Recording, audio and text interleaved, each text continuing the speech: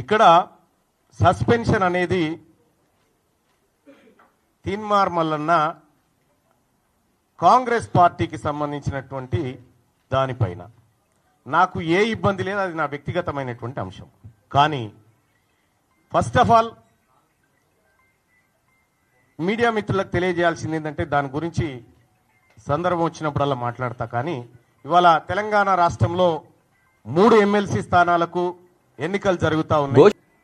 ఈ ఎమ్మెల్సీ ఎన్నికల్లో బీసీ అభ్యర్థులను మరింత ఉత్సాహపరిచే విధంగా ఓటింగ్లో పాల్గొన్నటువంటి బీసీ వాదులకు, సంఘాలకు, మేధావులకు, టీచర్లకు, పట్టభద్రులకు అందరికీ శిరస్సు వంచి నమస్కారం చేస్తా ఉన్నాం. మేమంతా మీరిచ్చినటువంటి బూస్టింగ్ ఇది మామూలు బూస్టింగ్ కాదు. మాకు రేపు భవిష్యత్ తరాల్లో అది ఖచ్చితంగా మంచి రూపంలో ముందుకు పోతుంది.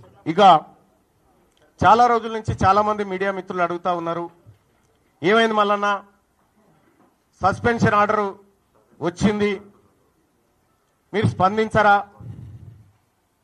ఎప్పుడు స్పందిస్తారనేటువంటి మాట చాలా మంది మిత్రులు, మా సోదరులు కూడా చాలా మంది ఫోన్ చేసి అడగడం జరిగింది.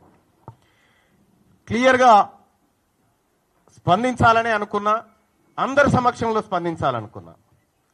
దానికోసమే ఇవాళ మీ అందరినీ ఇక్కడికి రమ్మని ఆహ్వానించడం జరిగింది. వచ్చి ఈ కార్యక్రమాన్ని కవర్ చేస్తున్నందుకు మరొకసారి ధన్యవాదాలు తెలియజేసుకుంటూనే, ఇక గౌరవ ముఖ్యమంత్రి రేవంత్ రెడ్డి గారు నన్ను కాంగ్రెస్ పార్టీ నుంచి బయటికి పంపించడం ద్వారా ఏదో జరిగిపోతుంది, ఇక బీసీ ఉద్యమం ఆగిపోతుంది, బీసీలు ఇంకెవరు మాట్లాడరు అనేటువంటి భ్రమలు మీకేమన్నా ఉంటే తొలగించుకోరు. అవి వెనకటి బీసీలం కాదు, మేమంతా ఆధునీకరించబడి ఆలోచన మెరుగుపరుచుకొని వచ్చిన మలిదశ బీసీ ఉద్యమకారులం. మేమంతా ఇప్పుడు పుట్టుకొచ్చిన వాళ్ళం. ఇవాళ అడిగిందేంది తీన్మార్ మల్లన్న? తీన్మార్ మల్లన్న అడిగింది కులగణన తప్పు, మీరు ఈ ప్రభుత్వం చేసినటువంటి కులగణన చిత్తు కాగితంతో సమానం, ఇది ఎందుకు పనికిరాదు, ఇది బీసీలను ప్రజలను మోసం చేస్తున్నటువంటి నివేదిక అని చెప్పి తగలబెట్టడం జరిగింది. నిజంగా తగలబెట్టడమే తప్పైతే, బీసీల మంచిని కోరి బీసీలకు న్యాయం జరగాలని కోరి తగలబెట్టడం తప్పైతే ఆ తప్పును ఇంకా 1000 సార్లు చేస్తా. కానీ ఇవాళ మీరే చెప్పిరు, భారతదేశానికే ఆదర్శవంతమైనటువంటి కులగణన మనం చేయబోతా ఉన్నాం, ఇది నా జన్మ సార్థకం అనేటువంటి డైలాగులు పెద్దగా కొట్టిరు. నేను కూడా చెప్పిన, కులగణన చేసే క్రమంలో ముఖ్యమంత్రి గారికి నేను కూడా సూచన చేసిన, 1931 తర్వాత అసలు మా తలకాయలను లెక్కించినోడు లేడు కులాల వారీగా. మీరే మంచి కార్యక్రమం చేపట్టిరు. మీరు చేపట్టే కార్యక్రమం దేశానికి ఆదర్శంగా ఉండాలి, రాహుల్ గాంధీ గారు తల ఎత్తుకొని మాట్లాడే విధంగా ఉండాలి, దీని ఒక పండుగ వాతావరణంలో చేయాలనేటువంటి మాట చెప్పడం జరిగింది.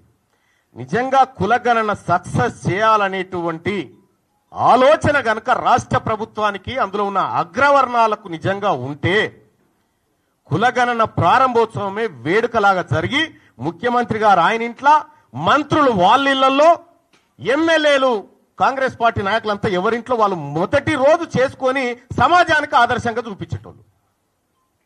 గతంలో 2014లో కేసీఆర్ గారు సర్వే చేసినప్పుడు దుబాయ్, బొంబాయి ఎక్కడున్నాడు గురుకొచ్చిండు, అంత పకడ్బందీ ప్రచారం చేసిరు. కానీ ఇవాళ తూతూ మంత్రంగా సమగ్ర కుటుంబ సర్వే అయిపోయే టైంకి, పీరియడ్ ఎండ్ ఏది మొన్న చేసిన సర్వే అయిపోయే టైంకి ముఖ్యమంత్రి గారు పిలుచుకొని ఏదో తూతూ మంత్రంగా ఇచ్చినట్టు చేసిండు. ముఖ్యమంత్రి గారికే గంత నిర్లక్ష్యం ఉన్న తర్వాత మంత్రులకు నిర్లక్ష్యం ఉండదా? కింద క్యాడర్కు నిర్లక్ష్యం ఉండదా? పోనీ చేసిండ్రేదో మీరే చెప్తిరి. ఆదర్శవంతమైన సర్వే ఎప్పుడైతే 100% చేసి 100% లెక్కల్లో పక్కాగా ఎవరి వాటా ఏందో తేల్చి సర్వే బయటకు